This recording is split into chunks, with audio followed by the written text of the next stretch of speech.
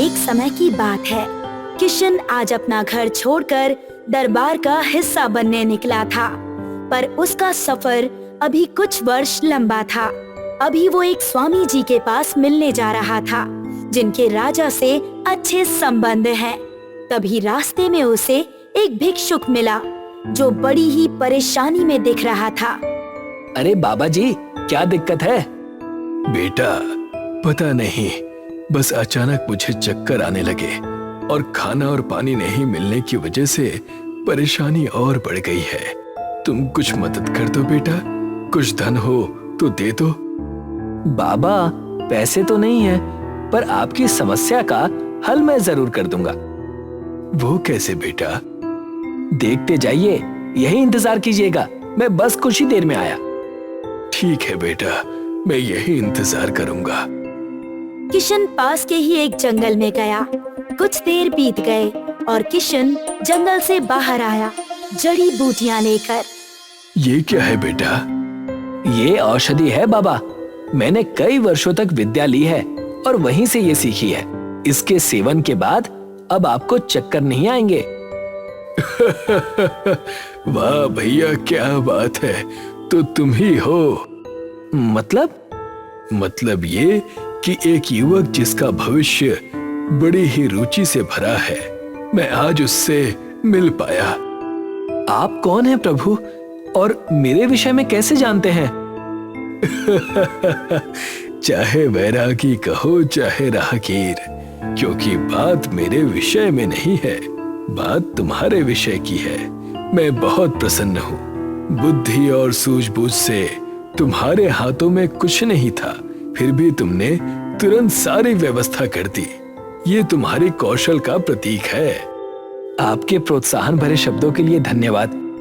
तभी वो भिक्षुक अपने दोनों हाथों में दही से भरे बर्तन प्रकट करता है। ये क्या है बाबा?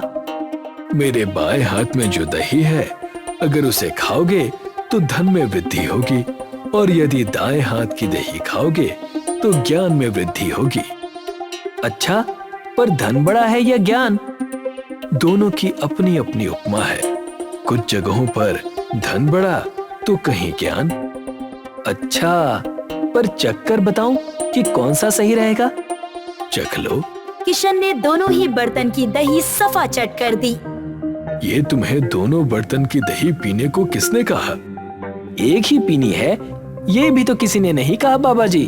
और वैसे भी आपने ये दोनों दही के बर्तन बराबरी में रखे थे, तो मैं कैसे जान पाता कि इनमें से उत्तम कौन सा है? बड़े ही चंचल हो बेटा। ये चंचलता तुम्हारी बुद्धि से ज्यादा प्रसिद्ध होगी। तुम्हारी बुद्धि ही तुम्हारा सबसे बड़ा धन है। जाओ, मेरा आशीर्वाद सदा तुम्हारे साथ रहेगा। प्रणाम बाबा। ये कहकर किशन आगे अपने सफर पर बढ़ गया। कुछ दिन का सफर तय करने के बाद किशन स्वामी जी के घर पहुंचा। किशन स्वामी जी के कमरे में बैठ उनसे बातें कर रहा था। स्वामी जी, मुझे राजा रामकृप के दरबार का हिस्सा बनना है। मैंने सुना है कि वो बहुत ही बुद्धिमान और दयावान राजा हैं। हाँ किशन, वो राजा तो बहुत ही अच्छे हैं। राजा के हर एक गुण हैं उनके अंदर। पर तुम उनके यहाँ जाकर क्या करना चाहते हो? कुछ करना नहीं है स्वामी जी, बस वहाँ जिंदगी रोचक होगी ऐसा प्रतीत होता है, और लिखने का भी बहुत शौक है। किशन ने झोली से एक किताब निकालकर स्वामी जी को दे दी। कुछ देर पढ़ने के बाद स्वामी जी ने कहा, किशन, ये किताब सच में तुमने लिखी है? जी बिल्कुल। ये किताब तो बहुत ही उत्तम दर्जे की है। तुम बहुत ही बुद्धिमान हो, यदि सच में तुमने ही ये किताब लिखी है। ये तो सब ईश्वर की कृपा है स्वामी जी। आप ये बताइए कि मैं राजा रामकृप से कब मिल सकता हूँ? सब्र रखो पुत्र, पहले मैं वहां जाता हूँ, फिर मैं मौका देखकर किसी और को वहां से भेजकर तुम्हें वहां पर बुलवा लूंगा। जैसा आप कहें स्वामी जी, तब तक मैं आपके मकान में कुछ दिन काम में हाथ बटा दूंगा। अच्छा, अब मैं यहाँ से निकलता हूँ। किशन स्वामी जी को बहुत ही ज्यादा मानता था, पर उसे नहीं पता था कि स्वामी जी खुद उसकी किताब का हिस्सा बनने जा रहे हैं। कई दिन बीत गए, पर स्वामी जी की तरफ से कोई प्रतिक्रिया नहीं आई। किशन ने सोचा कि अब उसे चलना चाहिए और किशन राजा रामकृप से मिलने निकल पड़ा। स्वामी जी काम में बहुत ही व्यस्त हो गए होंगे, इसीलिए मुझ तक किसी को भेज नहीं पाए। वहाँ भेंट होने पर उनसे पूछ लूंगा। किशन राज्य महल के द्वार पर पहुंचा और एक राज्यपाल ने उससे पूछताछ करने के लिए उसे रोका। क्यों भैया, किस काम से आए हो? किसी काम से तो नहीं, बस अपनी कुछ किताबें दिखाने आया हूँ और अपने राजा से मिलने के लिए कारण की तो जरूरत नहीं है ना। बहुत ही बुद्धिमान लगते हो। तुम्हारी किताबें भी अच्छी ही होंगी। तुम्हें अंदर भेजा जाएगा, पर एक शर्त पर। और वो क्या है? जो भी बख्शीश मिलेगी वो तुम्हें मुझे आधी देनी होगी। किशन ने कुछ सोचा और कहा, ठीक है भैया, आधी बख्शीश तुम्हारी। अब तो मैं अंदर जाऊं ना? बहुत समझदार हो, जाओ जाओ। आखिरकार महीने भर बाद किशन अंदर सभा में राजा रामकृप के सम्मुख पहुंचा। क्या बात है, यहाँ किस कारण से आए हो? अपनी समस्या बताओ। हे राजन, मुझे कोई समस्या नहीं है। मैं तो बस अपने राजा से मिलने आया था और अपनी आंखों से उनके दर्शन करना चाहता था। सब यहाँ समस्या लेकर आते हैं, पर तुम यहाँ बस मुझे देखने आए हो? हाँ, सोचा कि आपसे कुछ बातचीत कर लूं। कहो, क्या कहने आए हो? किशन ने राजा रामकृप से कुछ देर तक बातें की और किताबों के बारे में बताया और साथ ही साथ अपने कुछ किस्सों के बारे में भी। पर एक किस्सा सुन राजा रामकृप की बरौनियां उड़ गई और उन्होंने किशन से पूछा, मैंने तुम्हारी बातें सुनी और तुम्हारी किताबें भी बहुत बढ़िया हैं। इसमें से एक किताब जो औषधियों की है, ये हमारे दरबार के स्वामी जी की है। तुम यहाँ पाखंड करने आए हो? ये आप क्या कह रहे हैं राजन? ये किताब मैंने लिखी है और स्वामी जी को ये किताब मैंने ही दी थी कि आपको वो इस किताब के बारे में बताएं। पर लगता है यहाँ कुछ और ही षड्यंत्र चल रहा है। तो तुम्हारा मतलब ये किताब तुम्हारी है और स्वामी जी पाखंडी हैं? हाँ राजन, आप उन्हें बुलाइए, मैं अभी साबित कर दूंगा। मेरे पास एक युक्ति है जिससे दूध का दूध और पानी का पानी हो जाएगा। किशन राजा रामकृप को सारी युक्ति बताता है। राजा रामकृप सुनकर बहुत ही प्रसन्न होते हैं और किशन की बात मानकर स्वामी जी को बुलाते हैं। स्वामी जी को बुलाया जाए। कुछ ही देर में स्वामी जी सभा में आ जाते हैं और किशन को देखकर चौंक जाते हैं। प्रणाम महाराज। क्या तुम किशन को जानते हो? और जो किताब तुमने दिखाई, क्या वो किशन की थी? नहीं महाराज, ये मेरी किताब है। इस लड़के ने 1 महीने पहले ये किताब मुझसे चुराई थी। महाराज, यदि आप 2 व्यक्ति को लेकर आए जिनका उपचार करना हो, तो ये साबित हो जाएगा कि ये किताब किसकी है। जी महाराज, मैं भी तैयार हूँ। 2 व्यक्तियों को बुलाया जाता है। दोनों अपनी अपनी बीमारियां बताते हैं और स्वामी जी उपचार करना शुरू करते हैं, पर किशन वहीं खड़ा रह जाता है। ये तो कोई उपचार ही नहीं कर रहा। मैं पहले से ही जानता था कि ये किताब इसकी नहीं है।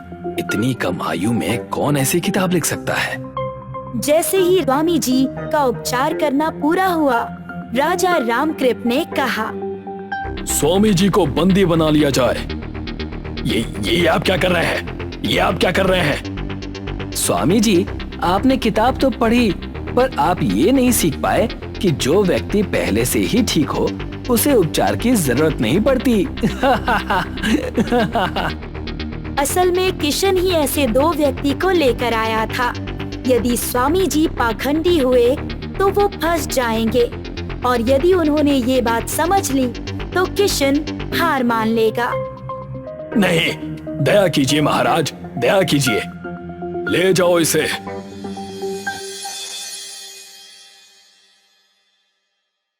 राजा ने खुश होकर रामकृप से कहा, किशन, तुम्हारी बुद्धि की जितनी प्रशंसा की जाए उतनी कम है। कहो, क्या बख्शिश मांगते हो? तुम्हें मुंह मांगा धन मिलेगा। 100 कोड़े। क्या किशन, तुम ये मेरा उपहास कर रहे हो? महाराज, असल में मैंने आपके द्वारपाल से उसके कहने पर वादा किया था कि बख्शीश आधी उसे दे दूंगा, तो आप 50 कोड़े मुझे दे दीजिए और 50 द्वारपाल को। द्वारपाल को अंदर बुलाया गया। जैसे ही उसे बख्शीश के बारे में पता चला, वो रोने लगा। क्षमा कर दीजिए महाराज, अब कभी रिश्वत नहीं लूंगा। ले जाओ इसे और इसकी पूरी बख्शीश मिलनी चाहिए इसे। द्वारपाल के जाते ही राजा रामकृप खुश होकर कहते हैं, तुमने अपनी बुद्धि का प्रदर्शन बहुत ही अच्छी तरह से किया है किशन। जिस तरह भ्रष्ट लोगों से एक राज्य खत्म हो जाता है, उसी तरह अगर तुम्हें हाथों से जाने दिया तो ये इस राज्य की हानि होगी। तो बताओ, मेरे दरबार में काम करोगे? हे राजन, मैं तो इसी दरबार में काम करने के लिए अपने घर से निकला था, पर स्वयं कहता तो अभिमान कहलाता। और ये भी जानना था कि आपके कौशल के बारे में जो बातें कही जाती हैं, उनमें कितनी सच्चाई है। मैंने अपनी आंखों से देखा कि कला और कौशल का आपके दरबार में स्वागत है, और साथ ही उस द्वारपाल जैसे भ्रष्ट व्यक्तियों के लिए कोई जगह नहीं है। तो आओ, तुम्हारा स्वागत है रामकृप के दरबार में। इसके बाद किशन ने जीवन भर अपनी बुद्धि का इस्तेमाल कर राजा और राज्य की मदद की। सच ही कहते हैं, बुद्धि किसी भी धन से कम नहीं है। ये हर परिस्थिति में आपके साथ रहेगी और दूसरे धन की तरह क्षीण भी नहीं होगी। सितारागंज नाम का एक गांव था और वहीं बलवान अपने माँ और अपने पिता के साथ रहा करता था। बलवान बहुत ही आलसी था, जिस बात से उसका परिवार हमेशा परेशान और हताश रहता था। रात भर सोते हो, दिन भर सोते हो, आखिर तुम करते क्या हो? और इतनी नींद आती कहाँ से है तुम्हारे पास? माँ, क्या तुम भी? अभी बस 2 बज रहे हैं, अभी नहीं सोऊंगा तो कब सोऊंगा? तुम्हारे इस आलसी पने से हमारा परिवार कितना जूझ रहा है। पिताजी ने तुम्हें कितने दिनों से देखा नहीं। वो जब भी आते हैं तुम उस वक्त सोते ही रहते हो। रात भर मच्छरों की वजह से नींद नहीं आई, इसीलिए दिन में सो रहा हूँ। बलवान की इस आदत से बलवान का घर तो परेशान था ही, लेकिन पूरे गांव ने उनका जीना दुश्वार कर रखा था। धूमकेतु जी, कहाँ तरफ जा रहे हैं आप? बस चाय पीकर घर की तरफ। क्यों, क्या हुआ? आज तुम बड़े थके हुए लग रहे हो। हाँ, अब क्या करें, मेहनत करके घर जाओ तो थक कर सोने का अलग ही आनंद है। वैसे ये सब तुम्हें कैसे पता चलेगा? तुम्हारा बेटा तो आलसी है। तुमने एकदम पते की बात की है भाई। मेरे बेटे का कोई तो उपाय निकालना ही होगा। बलवान के पिता वहाँ से निराश होकर चले जाते हैं और बलवान को नींद से उठाकर उसे घर की परेशानी के बारे में समझाने लगते हैं। बेटा, तुम मेरी बात सुनो। मैं तुमसे ये कहना चाहता हूँ कि तुम्हारी उम्र के सारे बच्चे अच्छी तरक्की कर रहे हैं। पढ़ाई किए कई साल बीत गए हैं, लेकिन तुम अब भी बच्चों जैसे हो। पिताजी, क्या हम इस बारे में कल बात करें? मैंने रात भर जागकर शूरवीरों की तरह जंग जीती है। तुमने कैसी जंग जीती? ये क्या कह रहे हो? बलवान और उसके पिता दोनों बात कर ही रहे थे कि उसकी खिड़की से घुम्मड़ चाचा ने उनकी सारी बातें सुन ली। तो ये राज है, बलवान सिर्फ नाम से ही नहीं, असल में भी बलवान है। एक अनोखी जंग जीतकर हमारे गांव में आया है, ये बात सभी को बतानी होगी। घुम्मड़ चाचा आधी अधूरी बात सुनकर वहाँ से चले गए। तब बलवान ने जंग की बात अच्छे से अपने पिताजी को बताई। जंग यानी मैंने पूरी रात मच्छर मारे हैं, मैं उसकी बात कर रहा हूँ। आप समझ क्यों नहीं रहे? तुम्हारी इन बहकी बहकी बातों से मैं परेशान हो गया हूँ। ये भी कोई जंग की बात है? मैं तुमसे भविष्य की चिंता के बारे में बात कर रहा हूँ। सब अच्छा ही होगा पिताजी। बचपन में उस ज्योतिष ने नहीं कहा था कि मैं बड़ा कामयाब राजा बनूंगा? इतना कहकर बलवान सो गया। इस लड़के का कुछ नहीं हो सकता। आप चलिए, खाना खा लीजिए। आधी अधूरी बात को सुनकर घुम्मड़ चाचा बलवान के शूरवीर होने की बात पूरे गांव में फैला देते हैं। मुझे तो पहले से ही पता था कि लड़का गुणी है। मैं अच्छे से ये बात जानती थी। ये बात तो हमें हमारे गांव के राजा को बतानी चाहिए। घुम्मर चाचा और सभी गांव वाले मिलकर बलवान के शूरवीर होने की कहानी उस गांव के महाराज के पास सुनाने चले गए। हम आपसे हमारे गांव के शूरवीर 100 लोगों को एक बार में परास्त करने वाले महापराक्रमी योद्धा बलवान के बारे में बताने आए हैं। हमारे राज्य में इतना बड़ा योद्धा कौन है जिसके बारे में हमें नहीं पता? राजा और प्रजा बात कर ही रहे थे कि तभी उनके मंत्री ने और बढ़ा चढ़ा कर कहा, हाँ महाराज, मैंने भी उस शूरवीर के कई किस्से सुने हैं। उस शूरवीर के क्या कहने, बलवान जैसा योद्धा आज तक पैदा नहीं हुआ। राजा ने प्रजा और मंत्री की बात सुनकर फैसला लिया कि बलवान से उनकी भेंट करवाई जाए। राजा के 2 सिपाही बलवान के घर चले गए। यहाँ कोई बलवान है? उन्हें राजा ने अपने दरबार में बुलाया है। कौन है जो सुबह सुबह घर आ गया है? एक शूरवीर की नींद कितनी जरूरी है। हमें माफ करना, लेकिन आपको महाराज के पास चलना होगा। चलो। सिपाही बलवान को लेकर राजा के पास चले जाते हैं। राजा के पास पहुंचते ही बलवान को अपनी झूठ से डर लगने लगता है और वो दरबार की चकाचौंध देखकर सहम जाता है। हे भगवान, अगर मेरी सच्चाई ने पता चल गई तो राजा मुझे आजीवन कारावास में भेज देंगे। भगवान, तुम ही मेरा सहारा हो, अब कृपया मेरी मदद करना। तो तुम हो इस गांव के शूरवीर योद्धा? जी महाराज, अब लोगों ने मान रखा है, मैंने घमंड नहीं किया। राजा और बलवान बात कर ही रहे थे कि वहाँ पर मंत्री भागता हुआ उनके पास आया।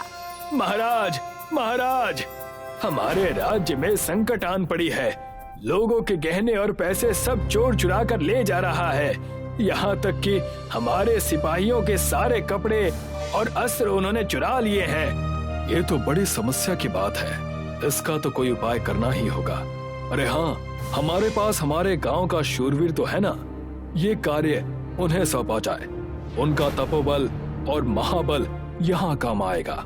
महाराज के आदेश अनुसार बलवान को जंगल में छोड़ दिया जाता है और साथ ही साथ बलवान को कुछ खाने की चीजें और कुछ कपड़े दे दिए जाते हैं।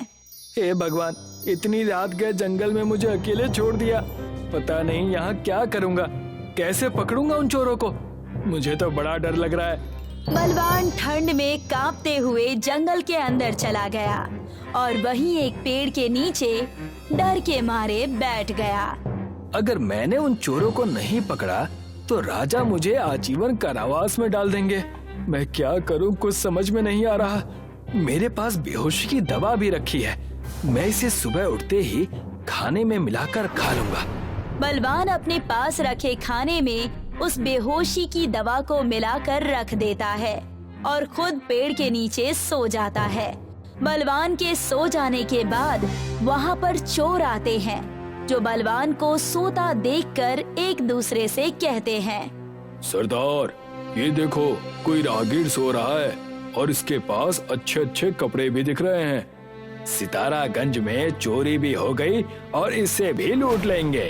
कपड़े ले लो सारे, देखना उसमें गहने भी होंगे। हाँ हाँ, और इसके पास से सुगंध भी अच्छी आ रही है। जरूर अच्छा खाना रखा है इसके पास। हमें स्वादिष्ट खाने को खा लेना चाहिए। उन डाकुओं में से एक डाकू ने बलवान के पास रखा हुआ खाना उठा लिया और सबसे कहा, देर किस बात की, इस खाने को खाकर यहाँ से चले जाएंगे। खाना तो स्वादिष्ट राजघराने का लग रहा है। हाँ, तुमने सही कहा, हम ऐसा ही करेंगे। और जैसे ही उन डाकुओं ने खाना खाया तो वो सारे डाकू वहीं बेहोश हो गए। और जैसे ही सुबह हुई, वहाँ राजा के 2 सिपाही आ गए और उन्होंने देखा कि शूरवीर बलवान सो रहे हैं और उन्होंने सारे डाकुओं को बेहोश कर रखा है। देखा हमारे शूरवीर को, डाकुओं को यूं बेहोश कर दिया। वाह, क्या बात है। हाँ हाँ, अब हम हर जगह जाकर इनकी वाहवाही करेंगे। सिपाही की बात सुनकर बलवान नींद से जाग उठा और उन डाकुओं को बेहोश पाकर चकित रह गया। ये सब क्या हो रहा है? ये डाकू बेहोश कैसे हो गए? देखा कितने जमीन से जुड़े हुए हैं, ऐसा बर्ताव कर रहे हैं जैसे कुछ हुआ ही नहीं है। वाह वाह, आप ही ने तो इन्हें बेहोशी वाला खाना खिला दिया जिससे ये बेहोश हो गए, और ऐसे बर्ताव कर रहे हैं जैसे कुछ जानते ही नहीं। दोनों सिपाही बलवान को लेकर राजा के पास चले गए। साथ ही उन्होंने राजा के सामने बलवान की शूरवीरता की बड़ी तारीफें की। वाह, अति उत्तम, ऐसा शूरवीर हमारे राज्य में है और हमें पता ही नहीं। क्या बात है। उतने में ही राजा का मंत्री जोर से दौड़ता हुआ राज दरबार में आ गया। महाराज, हमारे राज्य में दूसरे राज्य के राजा और उनके सिपाहियों ने हमला कर दिया है। हमला?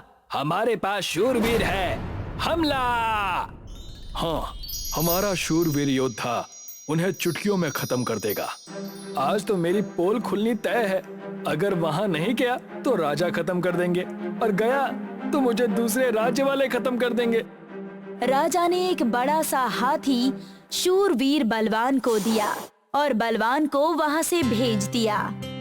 सितारागंज का राजपाट हमें चाहिए, चाहे जैसे, हम इसे लेकर रहेंगे। महाराज, लेकिन हमने सुना है कि सितारागंज के राजा के पास एक शूरवीर है जो 100 लोगों का एक साथ सामना कर सकता है। और उतने में उन्होंने देखा कि बलवान एक बड़े से हाथी पर बैठकर उनके सामने आ रहा है। हाथी जैसे जैसे उनके पास बढ़ता आ रहा है, दूसरे राज्य के राजा और सिपाही डरते जा रहे थे। देखा इसे, ये अकेला हमसे युद्ध करने आ रहा है। मुझे बड़ी घबराहट हो रही है। ये कहकर राजा ने अपने पीछे मुड़कर देखा तो पूरी युद्ध भूमि खाली हो चुकी थी। बलवान जब तक उस युद्ध भूमि में पहुंचा, उसने देखा कि सब डरकर भाग चुके हैं। और जैसे ही सितारागंज के राजा वहां पहुंचे, उन्होंने देखा कि पूरी युद्ध भूमि खाली हो चुकी है। अब से बलवान, तुम हमारे राज्य के युद्ध के प्रतीक हो। तुम हमारे सर्वश्रेष्ठ सेनापति हो। इसे ही कहते हैं अंधों में काना राजा।